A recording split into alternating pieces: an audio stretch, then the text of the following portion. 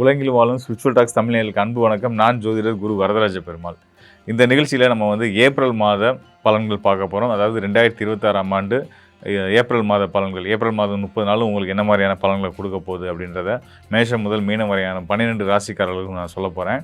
அது மட்டும் இல்லாமல் மிக துல்லியமான கணிப்போடு வந்திருக்கேன். ஒவ்வொரு கிரகங்கள் என்ன நிலையில் இருக்காங்க, என்ன சாராம்சத்தில் இருக்கிறாங்க, அவங்க ஒவ்வொரு ராசிக்கு என்ன பலன்களை கொடுப்பாங்க அப்படின்றதெல்லாம் எடுத்து வந்திருக்கோம். இது முழுமையாக நான் முதலே சொல்லிடுறேன், கோச்சார பலன்கள். உங்கள் ராசிக்கு கிரகங்கள் நிலைகள் இப்போ எப்படி இருக்குது, உங்களுக்கான யோகங்கள் என்ன, அவயோகங்கள் என்ன, இது எல்லாத்தையும் தான் நம்ம பார்க்க போகிறோம். என்னென்ன விஷயங்களை செய்யலாம், என்னென்ன விஷயங்கள் தவிர்க்கலாம் அப்படின்றத பார்க்க போகிறோம். இந்த ஏப்ரல் மாதம் எவ்வளவு சுவாரஸ்யங்களையும் எவ்வளவு அதிர்ச்சிகளையும் நமக்கு வச்சுருக்கு அப்படின்றதையும் நம்ம பார்த்துடலாம். ஸோ தொடர்ந்து நிகழ்ச்சியை பாருங்கள், உங்களுக்கு கண்டிப்பாக பயனுள்ளதாக இருக்கும்.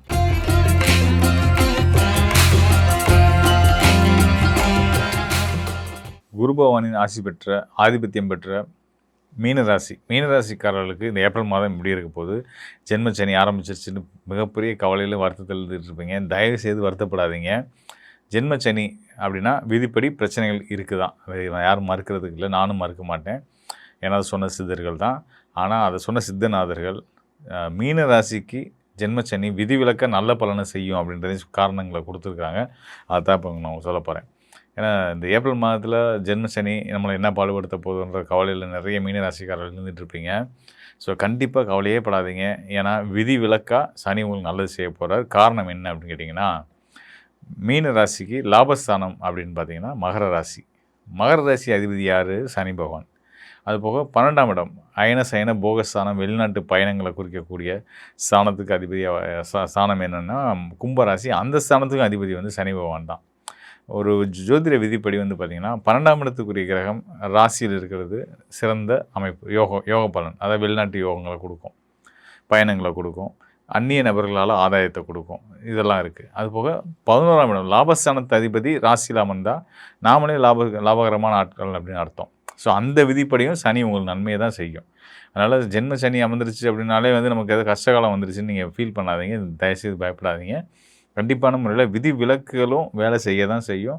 அந்த அடிப்படையில் 11, 12க்கு அதிபதியாக வரக்கூடிய சனி பகவான் உங்கள் ராசியில் அமர்றது மீன ராசிக்காரர்களுக்கு நல்ல யோக பலன்களை கண்டிப்பான முறையில் கொடுக்கும்.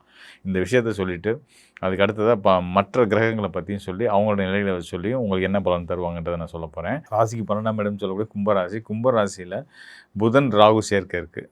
இந்த புதன் ராகு சேர்க்கைக்கு குரு பார்வை கிடச்சிருக்கு. குரு உங்கள் ராசிநாதன். அவர் எங்கே இருக்காருன்னா ராசிக்கு 4ஆம் இடத்துல இருந்து அவருடைய பார்வையை 10ஆம் உங்கள் ராசிக்கு 10ஆம் இடமான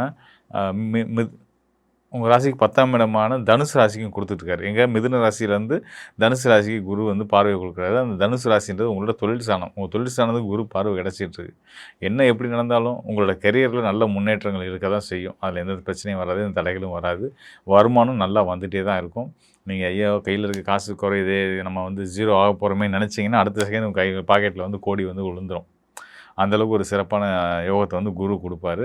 அது மட்டும் இல்லாமல் 12ஆம் இடத்துல இருக்கக்கூடிய புதன் மற்றும் ராகுவுக்கு குருவுடைய பார்வை இருக்கிறதுனால அதுவுமே நல்ல கல்வி, நல்ல மதிப்பு, செல்வாக்கு, குபேர யோகம், பொருளாதார ரீதியாக நல்ல ஒரு ஏற்றங்கள் எல்லாமே குருவும் ராகுவும் சேர்ந்து உங்களுக்கு கண்டிப்பாக நம்மளால் கொடுப்பாங்க. இன்னொரு சிறப்பு இருக்குது. என்னென்னு கேட்டிங்க அப்படின்னா, குரு உங்களுடைய ராசிநாதன். அவர் உங்களுக்கு நல்லது செய்கிறது நியாயம்தான். உங்கள் ராசிக்கு 3, 8க்குரிய அசுபரான உங்கள் ராசிக்கு இயற்கை பகையான சுக்கிரன் பார்த்திங்கன்னா உங்களுடைய தனஸ்தானத்தில் உட்காந்துட்டார். தனஸ்தானத்தில் சுக்கிரன் அப்படின்னா தன குடும்ப வாக்குஸ்தானத்தில் சுக்கிரன் அமர்ந்திருக்காருன்னா சுபிச்சகரகன் தன குடும்ப வாக்குஸ்தானத்தில் உட்காந்துருந்தால் தனம், பொருளாதார ரீதியாகவும் சரி, குடும்பத்திலையுமே சரி நல்ல விருத்தியும் முன்னேற்றமும் ஏற்பட போகுது அப்படின்னு அர்த்தம். குடும்பத்தில் நல்ல மகிழ்ச்சி உண்டாக போகுது. கணவன் மனைவி உறவுகளாகட்டும், அண்ணன் தம்பி உறவுகளாகட்டும், அப்பா அம்மா பிள்ளை உறவுகளாகட்டும், இதெல்லாம் முரண்பாடுகள் இருந்தாலும் அந்த முரண்பாடுகள்லாம் நீங்கி குடும்பமாக ஒத்துமையாக சந்தோஷமாக வாழ்கிறதுக்கான வாழ்க்கை சூழலை சுக்கிரன் கொடுக்க போகிறாரு. நீங்கள் ஆசைப்பட்ட மாதிரியான வண்டி வாகனங்கள் வாங்குறதுக்கு, புது வீடு மனை வாங்கி குடியேறுறதுக்கு அதெல்லாம் உகந்த காலமாக இந்த ஏப்ரல் மாதம் இருக்க போகுது. அதுக்கான துவக்கங்கள் கூட நீங்கள் இந்த ஒரு வீடு வாங்கணும், கட்டணும் அப்படின்ற முயற்சியில் எடுக்கிறதுக்கான ஒரு உன்னதமான காலமாகவும் இந்த மாதம் இருக்குது அப்படின்றத நம்ம தெரிஞ்சுக்கலாம். மிதுன ராசிக்காரர்களுக்கு குறிப்பாக இந்த குறிப்பிட்ட காலகட்டத்தில் பார்த்திங்கன்னா செவ்வாய் சூரியனோட இணைவும் ராசியிலே அமரப்போகுது. ஸோ ராசியில் 3 கிரக சேர்க்கை அப்படின்றது அரச யோகம்னு சொல்லுவோம். அரச யோகம் அப்படின்றது பார்த்திங்கன்னா சாதாரண விஷயம் கிடையாது. எப்படி சொல்கிறதுனா, ஒரு சராசரி மனிதனோட அதிகமான போராட்டங்களையும், சங்கடங்களையும் ஒவ்வொரு நாளும் சந்திக்கக்கூடியது வந்து யாருன்னு கேட்டிங்கன்னா, அரசன் தான். ஏன்னா, அவருக்கு நிறைய கடமை இருக்குது, நிறைய பொறுப்புணர்ச்சி இருக்குது. எதையும் தட்டி விடாம, யாருக்கும் கேட்குறவங்களுக்கு இல்லைன்னு சொல்லாம, வேண்டிய உதவிகளை சரியாக செய்ய வேண்டிய பொறுப்பு வந்து அரசனுக்கு உண்டு. ஸோ, அந்த ஒரு நிலையில் மீன ராசிக்காரர்கள் இருந்துகிட்டு இருப்பீங்க. ஸோ, உங்களுடைய ஒவ்வொரு கடமைகளையும், பொறுப்புகளையும் சரியான முறையில் நிறைவேற்றக்கூடிய ஆற்றலையும், சக்தியையும் நிச்சயமாக 2 சுபர்கள், அதாவது ஒன்று சுக்கிரன், இன்னொன்று வந்து வியாழன் 2 பேரும் கொடுப்பாங்க. பொருளாதாரத்தில் எந்த சிக்கலும் வராது. நல்ல மாற்றங்கள் ஏற்படும், இடமாற்றம் ஏற்படும், தொழில் மாற்றம் ஏற்படும். அதெல்லாம் நடக்கும். அந்த மாற்றங்கள் நல்லது அப்படின்றத மட்டும் எடுத்துக்கோங்க. அதனுடைய பலன்களை நீங்கள் கூடிய சீக்கிரமாக அடுத்தடுத்து வர காலங்களில் பார்ப்பீங்க. முன்னாடி சொன்ன மாதிரி முருக வழிபாடு ரொம்ப ரொம்ப அவசியம். முருகனை பிடிச்சிக்கோங்க. உங்கள் வாழ்க்கையில் இருக்க எல்லா சங்கடங்களும் நீங்கும். நிச்சயமாக நல்லா இருக்கலாம். நன்றி, வணக்கம். மேலும் வந்து பார்த்தீங்கன்னா, இந்த ஏப்ரல் மாதம் அப்படின்னா நம்ம ஏற்கனவே கடந்த மாத பலன்கள் நான் சொல்லும்போது கூட இந்த கிரக யுத்தம் இதெல்லாம் இருந்துச்சு. ஸோ அதெல்லாம் இருந்தாலும் குருவுடைய பார்வை இருக்கிறதுனால பெரிய அளவில் நம்ம பயப்பட வேண்டாம் அப்படின்றத சொல்லியிருந்தோம். அதுபோக வந்து இந்த கிரக யுத்தம் இருக்கிறதுனால வந்து பார்த்திங்கன்னா, நாடுகளிலே போர், பஞ்சம், வறட்சி இதெல்லாம் ஏற்படும் அப்படின்னு சொல்லியிருந்தோம். இப்போ வந்து பார்த்திங்கன்னா, அந்த ஈரான், அமெரிக்கா, இஸ்ரேல் போர் நடந்துகிட்டு தான் இருக்கு இல்லையா? ஸோ இது வந்து இந்த போர் வராதுன்னு சொன்னேன்னா வந்துருச்சு அப்படின்றத நிறைய பேர் என்கிட்ட கேட்டாங்க. ஸோ அந்த வகையில் வந்து பார்த்திங்கன்னா, இது வந்து ஒரு உலகளாவிய இப்போ நான் சொன்னது வந்து போன மாதம் வந்து பலன் நான் பேசும்போது நான் சொன்ன விஷயம் வந்து என்னென்னா, காணொலியில் நான் சொன்னது ஒரு மிக கடுமையான கொரோனா காலத்தில் இருந்த கிரக சேர்க்கையை விட இது இப்போ இருக்கக்கூடிய கிரக சேர்க்கை வந்து 6 கிரக சேர்க்கை வந்து ரொம்ப கடுமையானது. இது வந்து பார்த்திங்கன்னா, இது இருந்தால் கூட குருவுடைய பார்வை இருக்கிறதுனால நம்ம கொஞ்சம் சேஃபாக ட்ராவல் ஆகிட்டுருக்கோம் அப்படின்றத நான் சொல்லியிருந்தேன். ஸோ இதை தான் இப்போயுமே நான் சொல்கிறேன் உங்களுக்கு.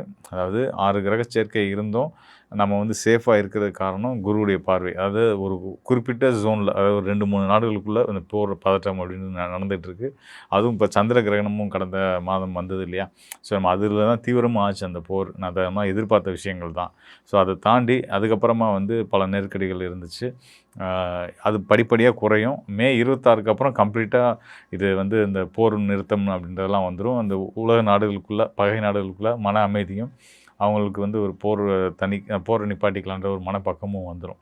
ஸோ அது வரைக்கும் நம்மளும் கொஞ்சம் பொறுமையாக இருக்க வேண்டியது தான். அது போக வந்து இந்த பெட்ரோலியம், கேஸு, சிலிண்டர் தட்டுப்பாடு இந்த மாதிரியான விஷயங்கள்லாம் வந்து பேரளவில் தான் இருக்குமே தவிர்த்து நிஜமான முறையில் நமக்கு இப்போ ஒரு நெருக்கடியை கொடுக்காது. அதனால் மக்கள் பதட்டப்பட வேண்டியது இல்லை அப்படின்றதையும் நான் வந்து சொல்லிக்கிறேன். ஏன்னா இந்த பெட்ரோலியம், கேஸு இந்த விஷயங்கள்லாம் வந்து குறிக்கக்கூடியது ராகு, செவ்வாய் தான்.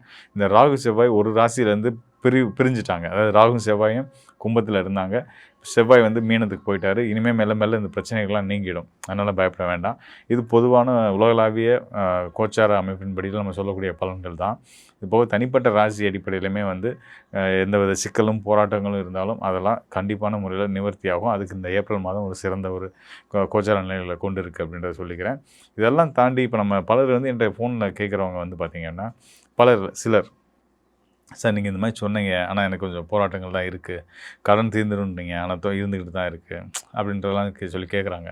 நான் தெளிவாக அதான் சொல்கிறேன். ஐயா, நான் வந்து சொல்கிறது வந்து கோச்சார் அடிப்படையில் சொல்லக்கூடிய பலன்கள். அதாவது உங்களுடைய ராசிக்கு கிரகநிலைகள் எப்படி இருக்குது அப்படின்றத தற்கால கிரகநிலைகளை வச்சு சொல்லக்கூடிய பலன்கள். இதை தாண்டி உங்கள் தனிப்பட்ட ஜாதகம் தான் இன்னும் மேற்கொண்டு உங்களுக்கான துல்லியமான பலனை கொடுக்கும் அப்படின்றத நம்ம ஒவ்வொரு தடவையும் சொல்லிட்டு இருக்கோம்.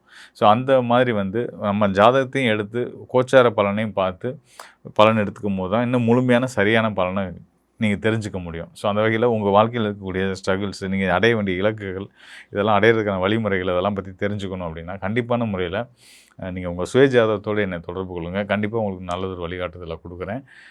மேலும் வந்து பார்த்திங்கன்னா, எல்லா வகையிலையும் இந்த ஏப்ரல் மாதம், அதுக்கு அடுத்ததாக வரக்கூடிய மே மாதத்துக்கு அப்புறம் வந்து உலகளாவிய அளவிலேயே சரி, தனிப்பட்ட வாழ்க்கையிலையும் சரி, ஒவ்வொருத்தவங்களுக்கும் நல்ல முன்னேற்றங்களும் ஏற்றங்களும் ஏற்பட போகுது. அதில் எந்த சந்தேகமும் இல்லை அப்படின்றத சொல்லிக்கிறேன். மீண்டும் ஒரு நல்ல நிகழ்ச்சியில் சந்திப்போம் நண்பர்களே. நன்றி, வணக்கம்.